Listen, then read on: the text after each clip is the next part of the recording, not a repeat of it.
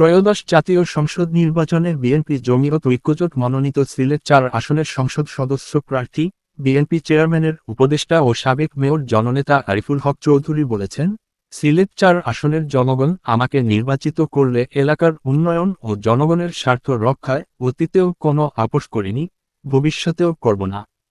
উন্নয়নের প্রশ্নে কোনো ধরনের বাধা বা রক্তচক্ষু আমাকে দমাতে পারবে না। উন্নয়ন করতে গেলে অনেক সময় কাদা ছোড়াছুড়ি হয়, ব্যক্তির স্বার্থে আঘাত লাগলেই অনেকে বাধা হয়ে দাঁড়ায়। কিন্তু আমি পরিষ্কার বলে দিতে চাই, এলাকার স্বার্থে জনগণের অধিকার আদায় আমি বিন্দুমাত্র কম্প্রোমাইজ করব না।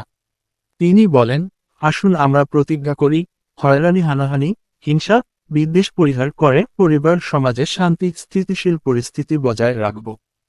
হিংসা ব্যক্তি পরিবার সমাজকে ধ্বংস করে দেয়।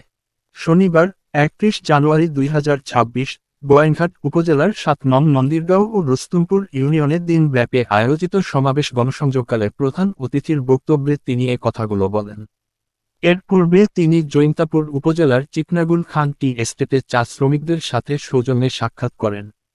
প্রধান অতিথির বক্তব্যে আরিফুল হক চৌধুরী বলেন, দেশমাতা আপসহীন নেত্রী প্রয়াত বেগম খালেদা জিয়া আমাকে সিলেট ৪ আসনের মানুষের সেবা করার জন্য পাঠিয়েছিলেন। আমি এই অঞ্চলে আসার পূর্বে আমাদের দলের চেয়ারম্যান দেশনায়ক তারেক রহমানের সাথে কথা বলে এসেছি। তিনি এদেশের প্রধানমন্ত্রী হলে আমার আসনের মানুষের উন্নয়নে সর্বাত্মক সহযোগিতা করবেন বলে আমাকে আশ্বাস দিয়েছেন। আপনারা যদি আমাকে ভোট দিয়ে বিজয়ী করেন আর বিএনপি জমিয়ত ঐক্যজোট ক্ষমতায় যায়, ইনশাআল্লাহ জৈন্তাপুর, গোয়াইনঘাট ও কোম্পানিগঞ্জে অভূতপূর্ব উন্নয়ন হবে। পৃথক অনুষ্ঠানে উপস্থিত ছিলেন গোয়াইনঘাট উপজেলা পরিষদের সাবেক চেয়ারম্যান আব্দুল হাকিম চৌধুরী, সিলেট জেলা বিএনপি সহসভাপতি মাহবুবুর রব ফয়সল, সিলেট মহানগর বিএনপি সাবেক ভারপ্রাপ্ত সাধারণ সম্পাদক আজমল বখত সাদেক, সিলেট জেলা বিএনপি জেলা উপদেষ্টা হেলাল উদ্দিন আহমদ, আব্দুস শুকুর, লুৎফুল হক খোকন, তাঁতি দলের কেন্দ্রীয় যুগ্ম আহ্বায়ক ফয়েজ আহমদ দৌলত। আপনারা দোয়া চাই।